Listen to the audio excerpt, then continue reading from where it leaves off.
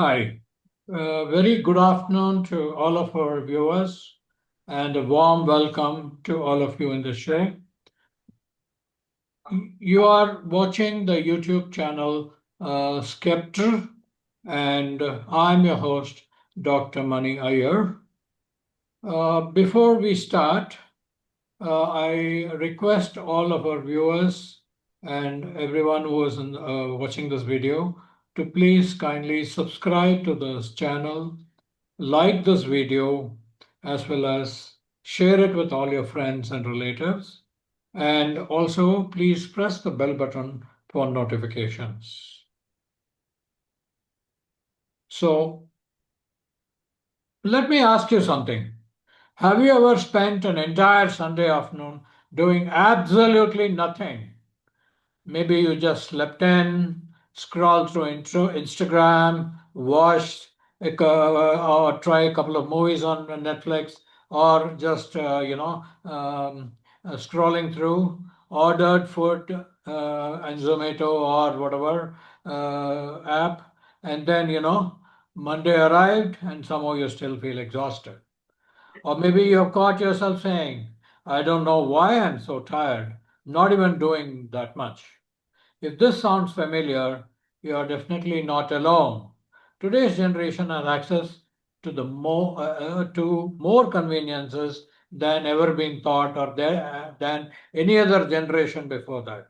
Yet we also report some of the highest levels of burnout, anxiety, emotional exhaustion, and chronic stress. So why is everyone so tired? Is it because we work too much? Or because our minds never really stop working. To unpack all of this, I am joined today by two renowned psychologists who work closely with such concerns every day. Welcome to the Mind Unfiltered. Sorry, well, I repeat, welcome to the Mind Unfiltered. So, can you please introduce yourself, Neha ji and Simrin ji, and tell us why this topic is so important in the current circumstances? Over to you, Neha ji. Thank you so much for having us here today. We are basically psychologists and we have co-founded a mental health therapy platform called Room of Light, which aims at providing a psychotherapeutic mental health support to people of various ages, going through various kinds of issues, mental health and mental health concerns. I personally have worked with more of CBT approaches, which is the cognitive behavior therapy approaches, and more humanistic and narrative techniques. And I also use a more of an eclectic approach, which is like combining different types of modalities to cater to the client's individual needs. I'll just pass on to Simran if she could also introduce herself. Hi everyone, my name is Simran Bhargave, and I'm a trauma informed psychologist and co-founder of Room of Light. So, just like Neha, I also work with different age groups, and primarily my the approaches that I use in my therapeutic sessions are psychodynamic, humanistic. I also incorporate music therapy and narrative practices. Along with that, CBT also, and I help individuals dealing with anxiety, depression, trauma, OCD, and various issues. Thank you so much, Simran ji. That was, good to hear about both of you. So, let's go ahead in the show. And the question in the first segment is, why are we always tired? So, over to you, Neha ji. Yeah. So before we come and approach this question, that why we always so tired, I'd like to point out a few things. So when we're sitting there in the therapist chair, the clients that keep coming to us. So they don't necessarily come saying that, okay, I think I'm burned out. That's why they come to us. They would say things more like, I don't feel like myself anymore. I wake up tired. I can't focus. I don't enjoy things. I'm always irritated. And I feel guilty whenever I rest. Initially, clients tend to think, or people tend to think that there is something wrong with them. But often, these are signs that the mind has been under pressure for a very long time. Exactly. And what's interesting is that this isn't limited to one profession. Students, young professionals, doctors, entrepreneurs, content creators, parents, everyone seems to be running. And what's even more concerning is that we have normalized exhaustion. Being busy has become a badge of honor for most of us now. Yeah, I So hear. coming back to your question that, yeah, yeah. So the question that came back, coming back to the question that you asked is why are we always tired? One important distinction that we should make initially is that not all tiredness that we have is physical. Sometimes our body is very well rested, but our mind is not. Our nervous system is not. We may have slept for 8 hours, but our brain has spent the whole night processing stress and emotions. Many people today are carrying dozens of invisible tabs open in their minds. This could be assignments, office deadlines, family expectations, financial worries, relationship conflicts, and so many such more issues. Individually, none of these might seem very overwhelming, but create, when you mix them and they come together, they tend to create continuous cognitive load. And this is when, so because of this cognitive load, our brains rarely experience genuine downtime. Yeah. So moving with this, I'll be speaking something about this. So there's actually a psychological concept called cognitive overload. So what happens is our brain has a limited capacity for attention and mental energy. It can't process an unlimited amount of information all at once. So every decision we make, every notification that pops up, every unfinished task, every worry we keep replaying in our mind, what happens is individually these issues might seem insignificant, but when they keep piling up throughout the day, our brain has to work much harder to keep up. Think about opening 10 apps on your phone. At first, it works just fine. But as more and more apps keep running in the background, the phone starts slowing down. Similarly, this is what happens with our brain. In the same way, it happens. So, when too many mental tabs are left open, it becomes harder to focus, make decisions, remember things, regulate our emotions, and even complete simple tasks. We may start feeling mentally exhausted, distracted, irritable, and overwhelmed. Thank you very Another much. thing that people, Yeah, yeah, sorry. and I thought you completed. under, Continue. yeah, another thing that people underestimate is emotional labor. So sometimes you're not tired because of the work itself, but you're tired from pretending that you're okay. For example, you're smiling at work, you're managing conflicts, suppressing emotions, and being available for everyone. That can be really exhausting. So this is how we can understand why we are always so tired. Uh, so we got the answer to that question. So why so many people feel constantly tired now? So let's go to the next segment. Maybe we can talk about stress and burnout. So what many people say is I'm stressed. I'm totally stressed out and all that. And some others say that I'm totally burnt out. I'm completely done, kind of. These words seem to be used interchangeably. People use them interchangeably, or may use them, or may not use them. But well, all these terms are there, and definitely people use them to express their, whatever they are going through, whether it's stress or burnout. So are they actually different, or is it the same? What do you think? Yeah, they are somewhat related, but they are different. They aren't the same. So, stress usually feels like I have to do too much. Burnout may feel like I don't even care anymore. And stress often comes with urgency. And talking about burnout, it comes with emptiness.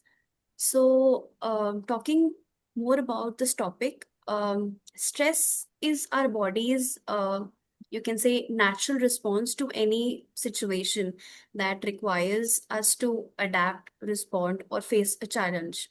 It's not always harmful. In fact, some amount of stress is necessary for growth and survival. But there are two types of stress. One is eustress and the other is distress. So eustress is a positive short-term stress that keeps us motivated, helps us stay focused, and improves our performance as well. However, when stress becomes too tense, it lasts for a very long time or feels greater than our ability to cope, it turns into distress. And distress can actually lead to emotional difficulties like anxiety, irritability, low mood, as well as physical symptoms like fatigue, headache, sleep disturbances, and even burnout. So there's this individual, Hans Selye, who explained this process through the general adaptation syndrome, which describes how our body responds to stress in three stages. The first stage is the alarm stage, where the body recognizes a challenge or a threat and it activates the fight and flight mode or the freeze response. If the stressful situation continues, we enter in the resistance stage, where the body tries to adapt and cope with the ongoing demands. Although we may continue functioning normally, but our body is usually a significant amount of has a significant amount of energy to maintain in the state. If this stress is resolved during the stage and we are able to rest and recover, our body returns to its normal balanced state and the experience remains eustress, helps us build resilience as well. However, if the stress continues for long without adequate recovery support or healthier coping mechanisms, we may move into the state of exhaustion. At this point, the body's physical and emotional resources do become very depleted, making us more vulnerable to burnout, anxiety, depression, reduced immunity, and stress related concerns. Burnout is, to add more to you, Simran, I'll say that burnout is usually a slow process. It doesn't happen overnight. It's almost like a dimmer switch than just a sudden light switch that turns on. So you don't wake up one morning suddenly feeling burnout. It happens gradually, often in ways that are very easy to overlook if you're not paying attention. So it would start off as psychologists, we can divide this into phases. So initially, it might start off as the honeymoon phase, where you start a new job, you begin in college, you're starting on a new project, and you're excited, motivated, you're full of energy, and you're saying yes to every opportunity. So at this stage, the early signs of stress, like Simran explained, often go unnoticed because everything is still feeling exciting. Then eventually, as you keep moving, we move into the onset of stress. So the stress slowly starts getting piled up. So excitement is still there, but it doesn't come as easily as before. You might start noticing yourself becoming a bit more irritable, putting off tasks that you normally would not, put off. And you might have some problem sleeping, and you tell yourself that, okay, this is just a busy week, or I'll reset, or I'll rest after this deadline is achieved. Now, if nothing changes, this stress can become chronic. So at this time, stress isn't something that you're feeling in phases, but it's always like a baseline feeling. Like you're always stressed out. So you start getting headaches, body aches, frequent fatigue, even maybe falling sick more often. And emotionally also you feel drained. Eventually, then we realize that we've entered burnout. This is where people feel like they've, hit a wall. You're emotionally exhausted. You start doubting your abilities, even if you have become competent. You withdraw from responsibilities, conversations, or even people that you would care about. Work, which has always something that was meaningful to you, might seem to start becoming very meaningless. Now, if this continues without any support or recovery, it can become habitual burnout, where it becomes so deeply ingrained that it starts increasing the risk of longer term mental health difficulties like anxiety or depression. So, in fact, World Health Organization has described burnout as an occupational phenomena with three core features. The first would be emotional exhaustion, then we have cynicism or mental distance from your work, and then reduced effectiveness, feeling like no matter how hard you may try, you're just not doing a good enough job. So now what is important to remember here is that burnout does not affect just one part of us. It shows up physically, mentally, emotionally, and behaviorally.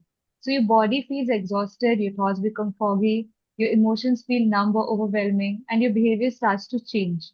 You withdraw, procrastinate more, become unusually short-tempered. So when we talk about burnout, we're talking about much more than simply being tired after a very long day. Resting for one night usually helps with ordinary tiredness, but burnout can be very different. It can feel emotionally empty. It's like waking up without the motivation for things that once you genuinely love. This is why recognizing these signs and stages are so important because burnout is much easier to address when we notice the first whispers of stress rather than waiting until we're completely running on empty.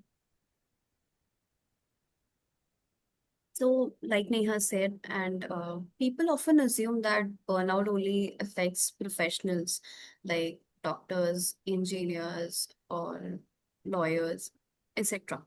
But we are seeing burnout among college students as well.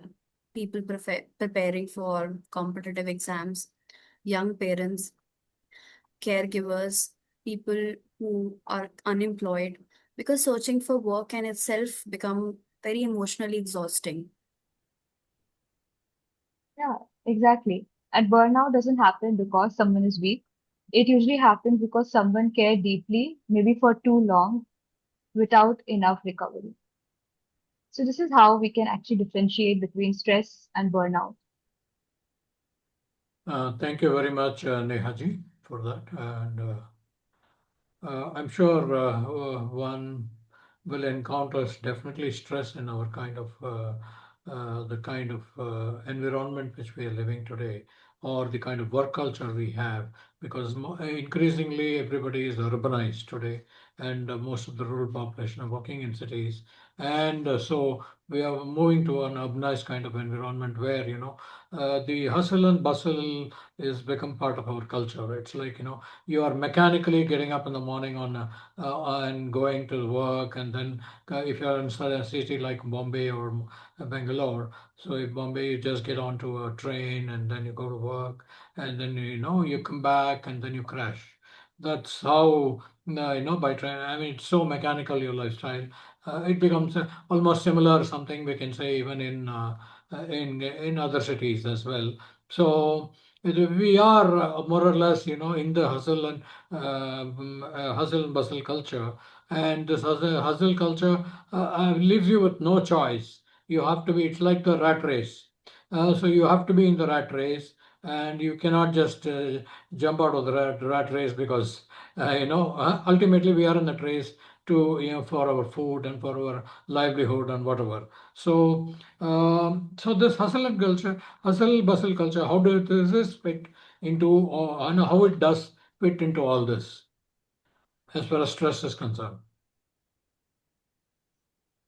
So like you said, that of course we are right now in today's world living in that race, and it's not easy to say that we need to escape it because we need to be a part of it to get our needs, to achieve our goals. But maybe we can learn how to navigate it much better, in a better way. that is, more fulfilling for us and in a healthier way.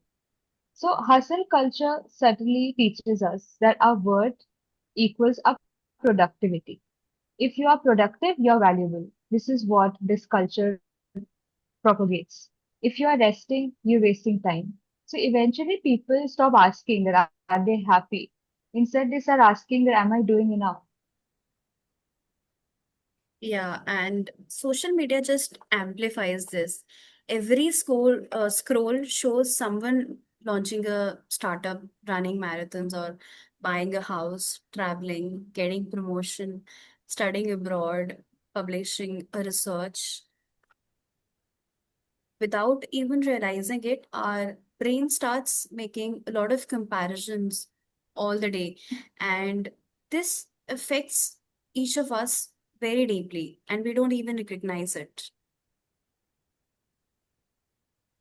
Psychologists, we would call this social comparison. Now, comparison isn't inherently unhealthy, but when you are constantly exposed to carefully curated success stories that we see all over social media, you begin believing that you are falling behind, even when you're actually doing quite well.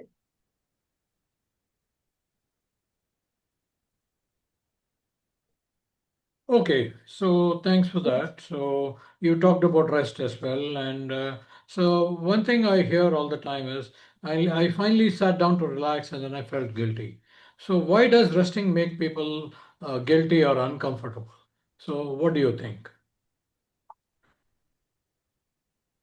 So, this is something that we see often. People have internalized the belief that rest has to be earned. So unless they have completed every task, they don't allow themselves to rest. Now the problem is that today's task list never ends. So rest keeps getting postponed. Yeah, and sometimes client tell us I couldn't enjoy my vacation because I kept thinking about work. That's because the body left the work, but the mind didn't. Yeah, exactly. Many people mistake inactivity for rest. Scrolling social media isn't always restorative. Watching 6 hours of videos isn't always rest. Real rest restores the nervous system. So this might include sleep, nature, meaningful conversations, movement, any creative hobbies, or in fact simply being without any kind of constant stimulation. Yeah. Okay, then so fine. I agree with that. So you are saying that resting is definitely required for the body and the mind to function, rather than wait for all the work to be completed.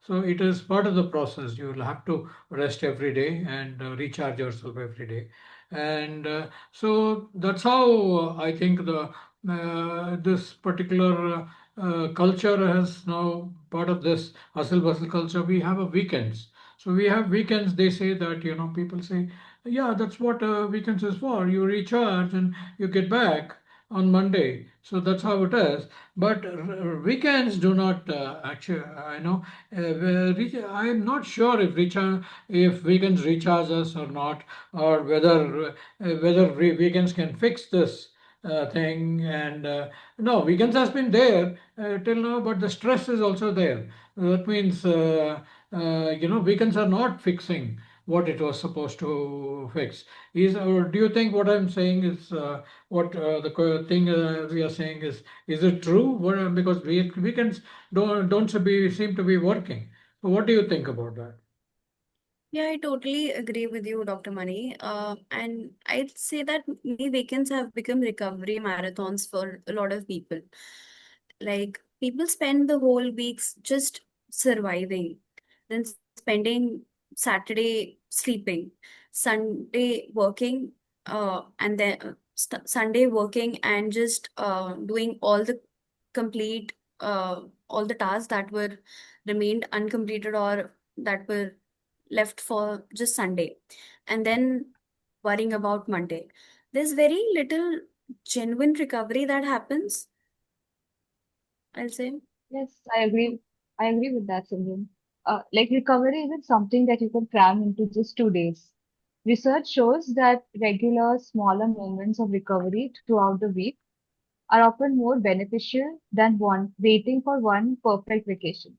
So our nervous system needs more frequent signals of safety and not just annual holidays. Yeah. There's another interesting idea that I like to talk about. When we are constantly stimulated by our phones, too many emails, music in the background, videos, a number of endless scrolling, our brain rarely gets the amount of silence that we need, the pause that we need, the introspection that we need. But silence isn't empty, even if we think that we are slowing down or taking some rest. Still, it's where the brain pauses, I'll say, processes experience, um, organizes thoughts, and emotionally resets. Without these quiet moments, our mind keeps consuming a lot of information, and it eventually gets very little time. Sorry, I'll say it gets time and it starts making sense. So, silence is something that is very important. When too much is running in the background, you need to pause for some time. Also, sometimes need what our brain needs is not stimulation. It's simply a small safe space or a little space to breathe and recover. Okay, thank you very much, Simran ji, for you know, uh, by for that. So maybe now, if someone is watching this today, they would recognize themselves in this conversation, and they would definitely, recognize, can understand their situation, which is similar to what we are describing. So now, what do you think? So weekends are not working. So no, I mean nothing is seems to be working. So how do we act? What can we actually start doing to fix this? To basically there must be some way in which we can manage stress and still handle the kind of pressure that everybody is handling through the weekdays. So what do you think? How do what do we actually start doing? It's actually a very good question, Dr. Mani. And I think that is what a lot of people will have on their minds as well. So rather than saying that take a vacation, we can make it more practical. So first, we should start noticing that what kind of tired are we? Are we feeling physically tired, emotionally tired? Is this tiredness mental or social? Now, each requires different forms of rest. Yeah, and to redefine productivity. Productivity isn't just doing more, it's using your energy wisely. Yeah, very true. Also, we can create micro recovery moments. So this could be, 5 slow breaths, walking outside, stretching, talking to someone, listening to music intentionally. So basically creating very small moments within our day that matter and help us take a, reset. Yeah, and four, ask yourself, what am I carrying that isn't visible? Sometimes naming emotional burdens immediately reduces their intensity. Very true and Fine. useful. Yeah, and finally, practice some self-compassion. You're not just a machine designed for constant output. Recovery is very essential, and recovery isn't just a reward, it's a part of being human. Thank you very much, Simranji. So thanks for answering that question, what they can actually doing and how they can actually overcome the stress and doing some small things along the way definitely will is will be helpful. That's what I think you're saying, and that's what I think I also agree with that. So, today's conversation reminds us that exhaustion isn't always a sign that we are not doing enough.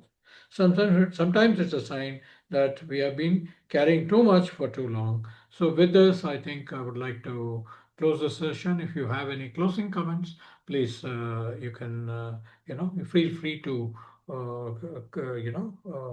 will come one after the other. So, who wants to go first? Your closing I comments, think, please. yeah, I think it was a really fruitful discussion, and we touched upon some really important topics that are really, at this point very significantly we can see a lot of people are facing. So I think we should remember that taking care of mental health isn't about doing more, but it's also about understanding ourselves better.